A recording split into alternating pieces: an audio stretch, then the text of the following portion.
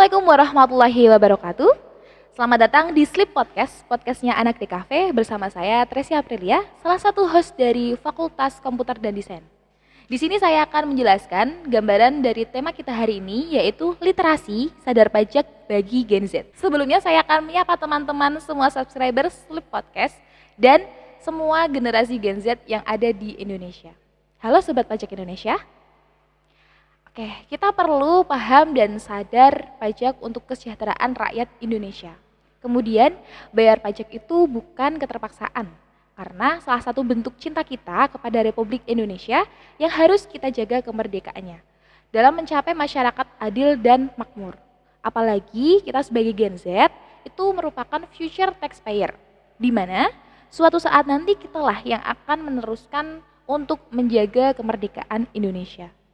Nah, future taxpayer itu apa sih?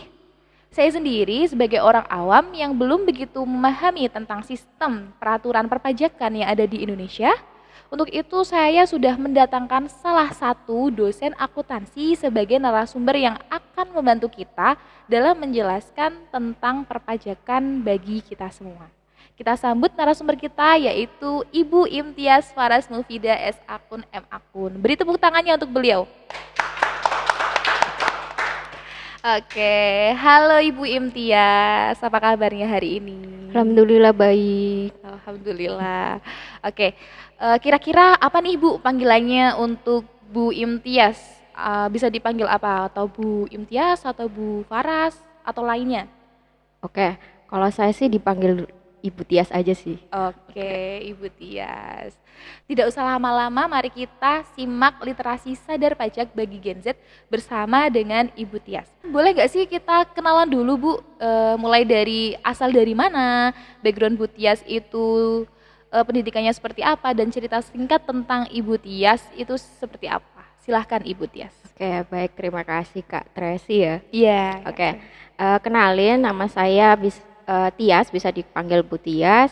Saya dari Jawa Timur, di mana background pendidikan saya itu S1-nya dari UIN Malang. Oke. Kemudian dilanjutkan saya S2-nya itu di Universitas Negeri Malang. Kemudian saya langsung setelah lulus ke sini ke Universitas Selamat Sri Batam. Oke, Gitu. luar biasa ya Bu Tias. Sekarang sudah mengampu sebagai dosen di prodi akuntansi Universitas Selamat Sri Batam. Tepuk tangan untuk Bu Tias lagi. Oke, terima kasih. Oke, tadi di awal kan kita sempat membahas nih Bu tentang literasi sadar pajak bagi Gen Z.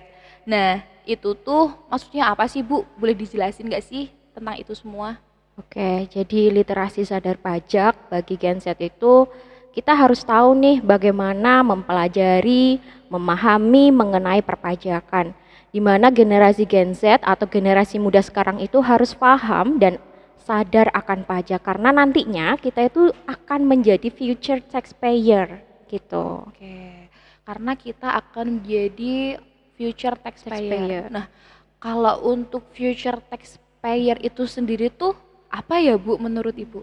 Oke, jadi future taxpayer itu merupakan generasi muda yang nantinya itu akan menjadi pelopor dalam membayar pajak maupun kepatuhan pajak untuk pembangunan dan kemajuan bangsa Indonesia ini gitu. Jadi sebelum kita bahas pajak nih, jauh lebih baik kita terlebih dahulu bahas APBN-nya dulu gitu. Oke, APBN ya Bu. Iya. Berarti apa sih Bu APBN itu menurut Bu Tias? Oke, pertama kalau kita mau membahas APBN tentunya kita harus tahu nih kepanjangan dari APBN itu sendiri gitu. Dimana APBN itu kepanjangan dari Anggaran Pendapatan dan Belanja Negara. Oke. Jadi APBN itu uang yang masuk ke kas negara, di mana pendapatan negara itu dari beberapa sumber gitu. Terutama ada 3 sumber sih gitu. Yang pertama pendapatan pajak ya, pendapatan dari pajak. Kedua pendapatan bukan pajak atau bisa disingkat PNBP. Kemudian ada 3 pendapatan dana hibah. Tapi di sini kita mungkin lebih fokus aja dalam pembahasan mengenai pendapatan yang bersumber dari pajak.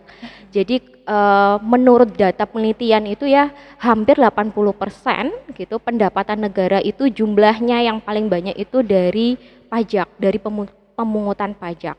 Oleh sebab itu, kita jika sudah memenuhi syarat sebagai subjektif pajak, objektif pajak, maka diwajibkan untuk melakukan 3M. Apa itu 3M? Yaitu yang pertama adalah mendaftar, membayar, dan melapor pajak itu sendiri gitu. Nah, di sini kita harus tahu nih tentang jenis penerimaan pajak itu sebenarnya dari mana aja sih gitu ya. Jadi yang pertama, penerimaan pajak atau pendapatan pajak itu yang pertama adalah dari pajak penghasilan atau biasanya kalau di pajak itu disingkat PPH gitu ya. Jadi ada pendapatan pajak itu dari pajak penghasilan atau PPH pribadi dan badan. Nah, itu dapat berupa keuntungan usaha, gaji, honorarium, hadiah dan lain-lain. Nah, selain PPH juga ada dari pendapatan PPN, dari pungutan PPN nih, yaitu pajak pertambahan nilai. Nah, dari pungutan adanya transaksi jual beli barang dan jasa. Kemudian ada PPH ya, tadi ada dari pajak penghasilan, kemudian pendapatan PPN, kemudian ada juga PPNBM. PPNBM itu dari pungutan pajak penjualan atas barang mewah. Jadi yang punya barang-barang mewah itu kan pasti pajaknya besar lah. Itu salah satu sumber dari pajak, pungutan pajak. Kemudian ada juga pendapatan dari bea dan cukai. Banyak sih sebenarnya. Salah satunya itu. Oh gitu. Berarti menurut Bu Tias, kalau misalkan saya punya case nih Bu, misalkan ada artis-artis nih Bu yang punya aset di mana-mana, mobil mewah dan lain sebagainya. Menurut Bu Tias, apa perlu semua itu dilaporkan ke Dirjen Pajak ya Bu ya? Menurut Bu Tias gimana? Oke, kalau menurut saya itu perlu ya, karena barang mewah gitu ya, barang mewah sekarang itu banyak ya gitu, dari jam tangan mewah juga ada, itu juga ada pajaknya. Kemudian dari pajak motor mewah, kemudian ada mobil mewah, itu dinilai dari objektifnya gitu. Jadi pastinya perlu untuk melapor, dan ininya ada 3M tadi sih. Jadi itu tuh sudah memenuhi syarat sebagai objektif pajak, di mana harus melakukan 3M. Yang pertama adalah mendaftar tentunya, kedua melapor dan membayar. Gitu. Jadi udah memenuhi syarat lah gitu. Jadi wajib gitu. Wajib dilaporkan semua ya Bu ya. Kalau untuk bicara tentang APBN itu sendiri nih Bu, pasti ada hubungannya kan ya Bu dengan perpajakan. Nah, menurut Bu Tias, apa sih pengertian pajak itu sendiri? Dari pajak itu ya, pertama saya jelaskan dulu pajak menurut pasal gitu ya. Jadi pajak itu adalah kontribusi wajib kepada negara yang terutang oleh orang pribadi atau badan yang sifatnya memaksa berdasarkan undang-undang dengan tidak mendapatkan imbalan secara langsung dan digunakan untuk keperluan negara bagi sebesar-besarnya kemakmuran rakyat. Jadi di sini di mana perlu kita ketahui, pajak itu adalah merupakan kontribusi wajib dari masyarakat kepada negara. Kemudian pemungutannya itu berdasarkan undang-undang dan aturan pelaksananya secara memaksa, tapi berdasarkan undang-undang, sehingga sanksinya juga tegas dan dapat dipaksakan. Kemudian kemudian ada di mana imbalannya itu tidak secara langsung. Mungkin ketika kita sebagai wajib pajak yang dimana kita sudah memenuhi syarat nih sebagai subjektif maupun objektif pajak, kita bayar pajak. Dan kita dari situ gak langsung dapat interpretasi secara langsung sih gitu, tapi secara secara periode waktu itu kalau kita sebenarnya itu bisa kita rasakan loh gitu. Kalau kita keluar rumah nih gitu ya, dengan menikmati fasilitas umum, sarana dan prasarana, kemudian ada taman, ada jembatan, ada tol, jalan tol, itu sebenarnya itu dari pajak, itu sebenarnya bisa kita rasakan meskipun tidak secara langsung setelah kita bayar. Gitu. Itu sih, itu penjelasan dari definisi pajak gitu.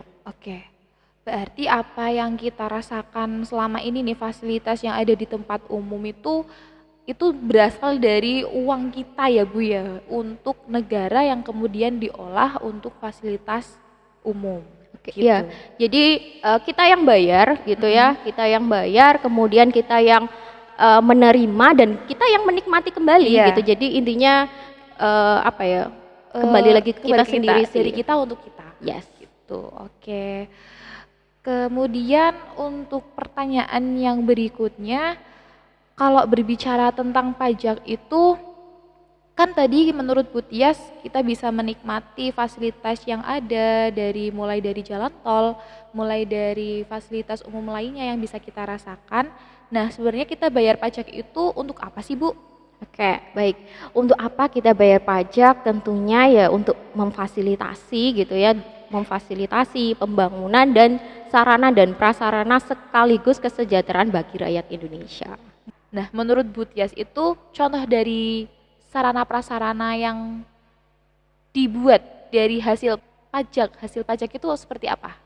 Oke, jadi contoh bentuk nyata dari sarana dan prasarana bisa dari pendidikan pertama gitu ya. Kalau dari pendidikan itu beasiswa.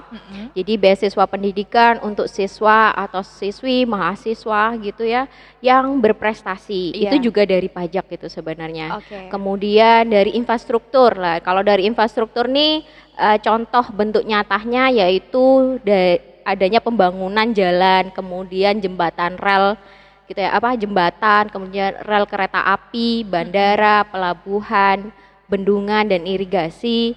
Kemudian ada subsidi yaitu di program kartu prakerja gitu ya. Oke. Kemudian juga ada dana BOS gitu ya, bantuan operasional sekolah dan program Indonesia Pintar. Oke, berarti saya pikir dari program-program pemerintah itu tidak ada kontribusinya tentang perpajakan, Bu. Ternyata mendengar dari jawaban Bu Tias, dari semua aspek itu perpajakan itu sangat penting ya, Bu ya, ternyata ya. Penting karena ya itu kembali lagi ke masyarakat sendiri Iya. gitu fasilitasnya, terutama untuk fasilitas umum ya gitu. Betul sekali. Nah, kan kembali lagi nih Bu, tentang tema kita hari ini kan berkenaan tentang Gen Z ya. Nah, menurut Ibu sendiri peran Gen Z dalam sadar pajak itu harus bagaimana, Bu? Ya, kita sekarang ini kan dihadapkan dengan generasi emas ya gitu. Jadi generasi emas Indonesia dicanangkan pada tahun 2045 nanti gitu ya, saat Indonesia memperingati 1 abad kemerdekaan, di mana wacana ini tuh menyeruak seiring dengan bonus demografi yang akan dimiliki Indonesia di tahun 2045 nanti gitu. Di mana penduduk Indonesia akan didominasi masyarakat usia produktif gitu ya. Jadi 5 tahun ke depan para generasi muda khususnya para mahasiswa sebagai future taxpayer akan menjadi wajib pajak yang tentunya akan turut membangun negeri ini gitu. Dalam hal ini untuk memberikan edukasi perpajakan kepada generasi muda agar dapat membentuk pola pikir generasi muda bahwa pajak itu penting gitu bagi kita sebagai warga negara Indonesia, di mana edukasi di sini itu dimulai dari adanya literasi ya gitu ya. Sering kalau bisa dari fiskus atau aparat pajak sering menyinggung atau sering mempromosikan tentang perpajakan, tentang sadarnya pajak. Bisa kalau zaman sekarang ya gitu di era digital bisa sering didengungkan dari sosial media gitu. Jadi sering disadarkan akan pentingnya pajak itu seperti apa sih biar kita itu sadar pajak gitu ya. Kemudian terutama kalau yang sudah selain dari sering promosi dari media sosial juga sering adanya penyuluhan, sosialisasi tentang perpajakan, itu juga salah satu literasi bagi Gen Z untuk sadar akan pajak. Kemudian dari fiskusnya juga bisa melayani gitu ya, melayani atau memberikan kepercayaan bagi wajib pajak. Kemudian paling yang terpenting itu ada kejelasan peraturan di perpajakan,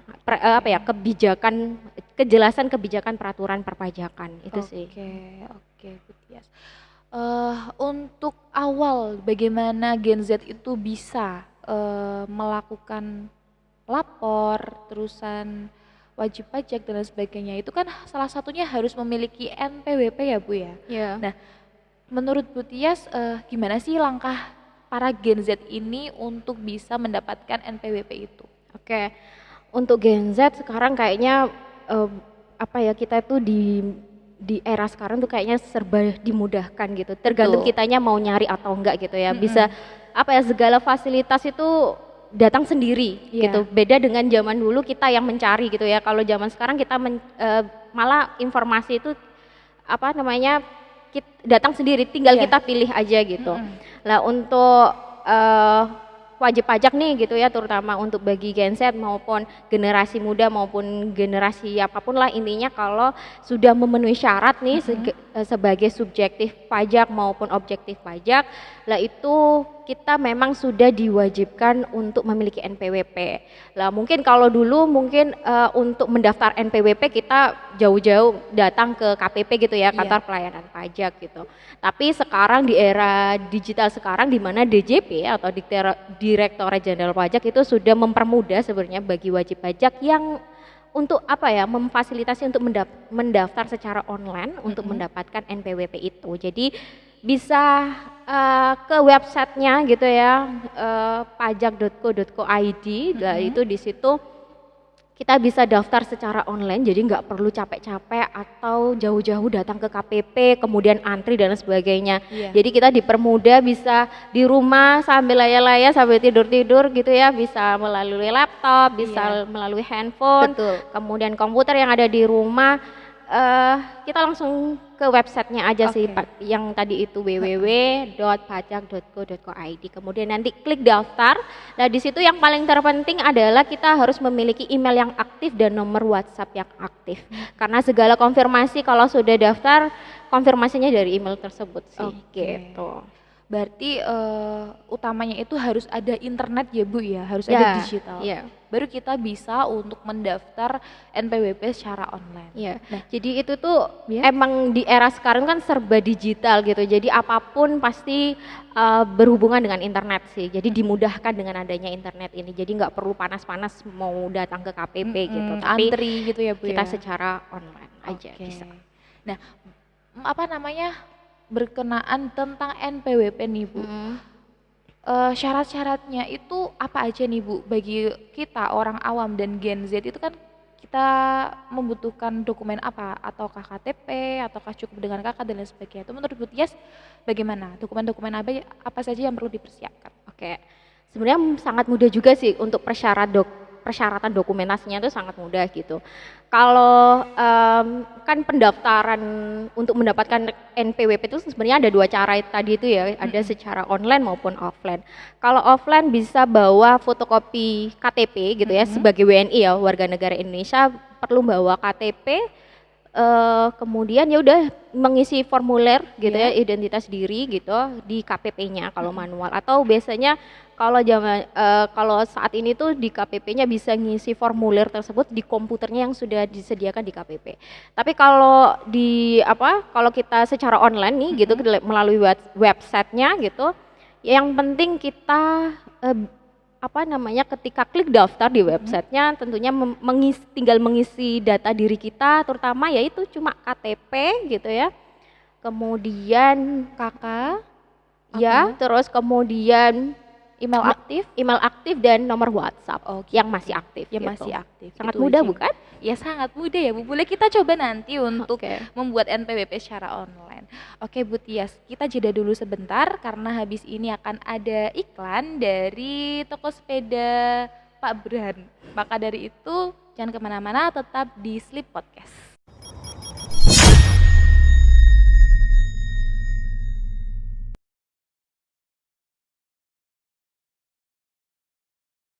Oke, kembali lagi di Sleep Podcast, podcastnya Anak DKV. Di sini kita telah sampai di sesi pertanyaan untuk Bu Tias nih Bu. Di sini Ya. kita sudah ada 1736 pertanyaan, tapi kita random aja, kita ambil dari 5 pertanyaan paling atas. Yang pertama dari @rainbowcake_gula-aren.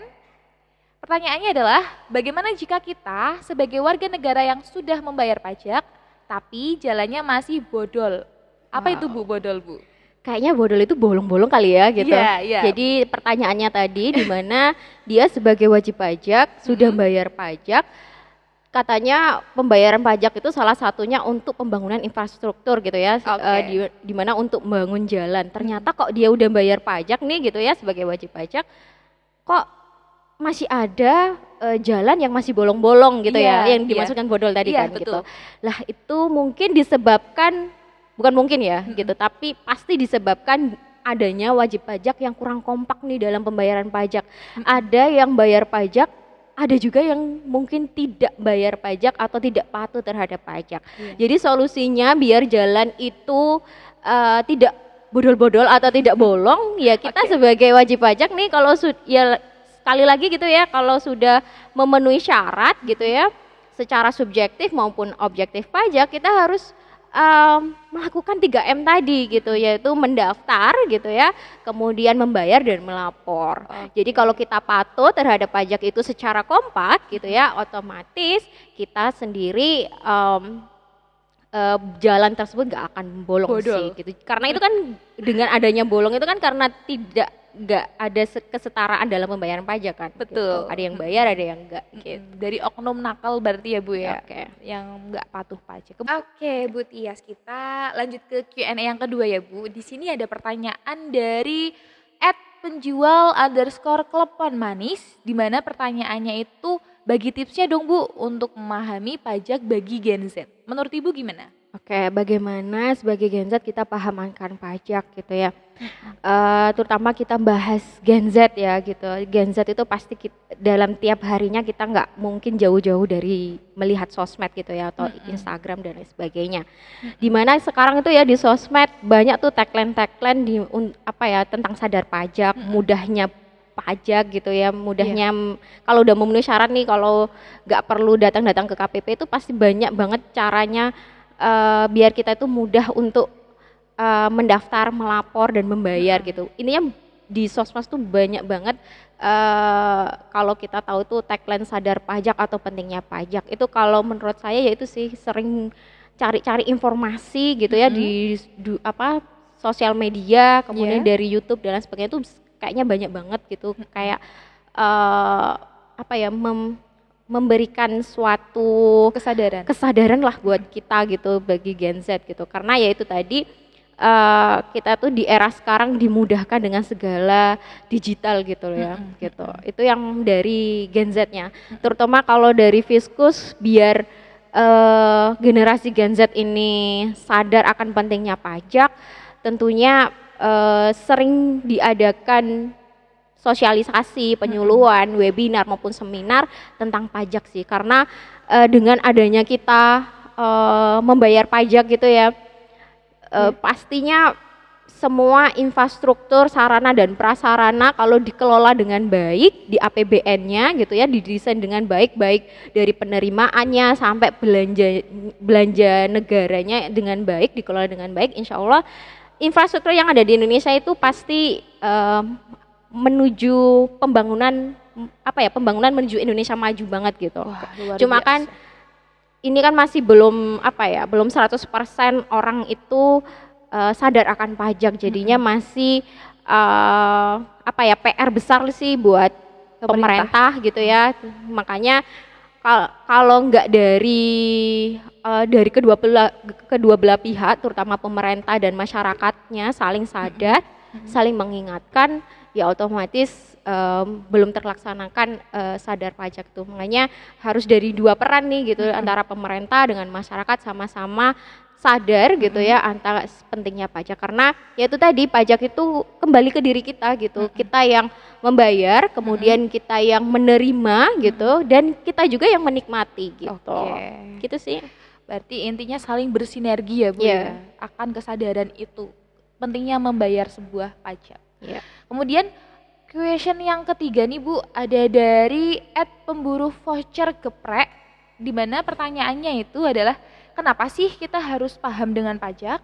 Kenapa sih kita harus paham dengan pajak? Yaitu tadi sih kita kalau nggak paham, otomatis kita nggak akan sadar untuk membayar pajak kalau sudah memenuhi syarat. Kalau yang belum ya sudah, mungkin kita hanya penikmat saja dari orang yang bayar pajak gitu ya gitu.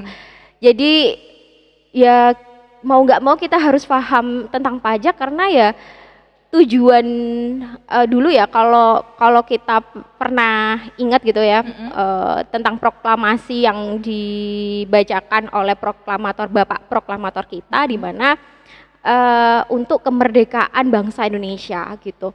Di mana kalau ingin bangsa Indonesia itu merdeka atau pembangunan menuju Indonesia maju ya salah satunya dengan merdeka. Lah merdeka itu seperti apa? Kita merdeka itu nggak hanya diem aja gitu. Salah satunya ya dengan membayar pajak.